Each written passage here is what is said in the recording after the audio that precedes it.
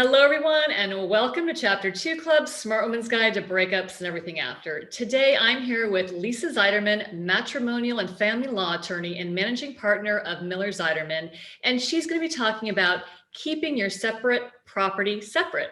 Welcome, Lisa. Hi, so nice to be with you today.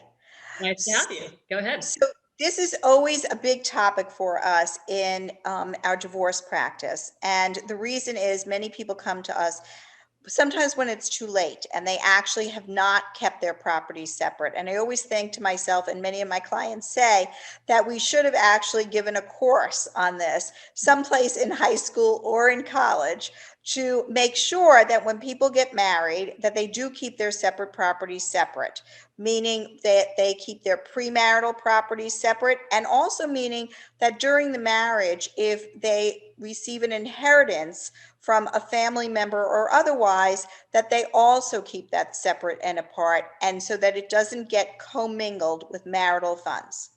Now, many people think that that means that I have my account and you have your account. And so many clients come to us and they say, oh, we did that. We kept it separate. I always maintained my own account, and he or she always maintained their own account. And so don't worry, everything is separate. And then I say to them, but wait, in New York, particularly, we have something called a financial partnership. And the domestic relations law talks about the fact that when people enter into a marriage, they actually are creating a financial partnership in much the same way as you would create a business partnership. And when you put monies into an account, which you've earned during the marriage, those monies are marital monies. And so very often people will come to us and they'll say, we put those marital monies into the account. And yeah, I had my premarital monies in that account. And then sometimes they would take out some money and sometimes they would put in some money. But don't worry, it was all my money. And I would say, no, no, no. You have just done the one thing that you don't want to do, which is to commingle those assets. And now you have transmuted essentially all of the separate property into marital property, and now it is to be all equitably divided in some way. So really important, some real tips here. Make sure that you keep your inheritances in a separate account from your earnings.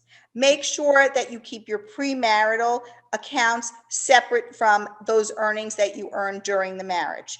Keep all your documents. So if you have an apartment that you actually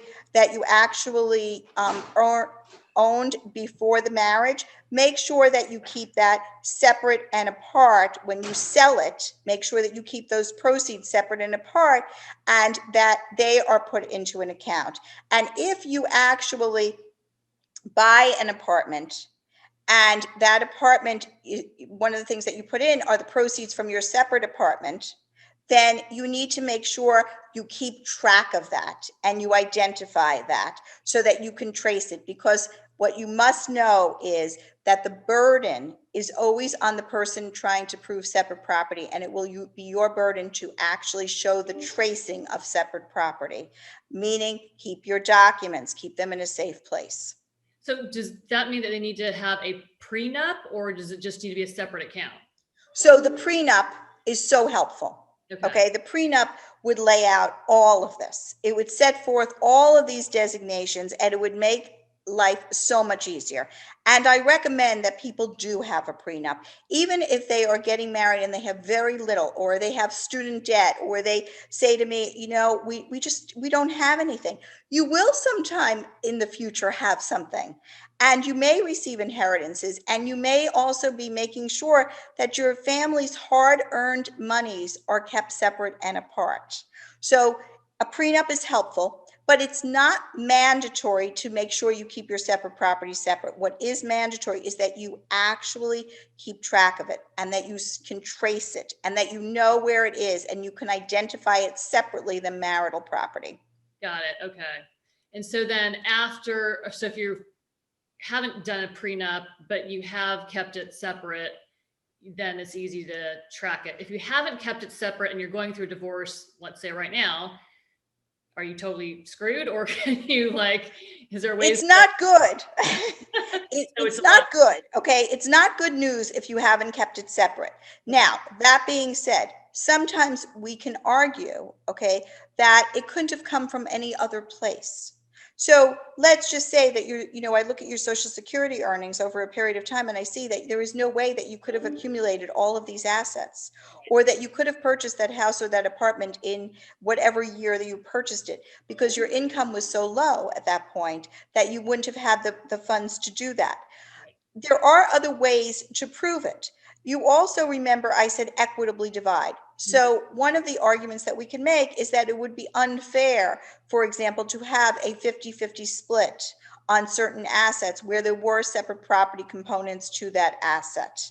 And it is really important, again, that you identify it. You might not be able to trace it, but make sure your attorney knows about it, because sometimes we can actually ask or negotiate for a different split of the assets. Okay. All right. This is good. This is good insight. Thank you so much. Thank you so much. And you can find more information on Lisa's website at mzwnylaw.com, and also more resources on chapter2club.com. Thank you, and we'll see you next time.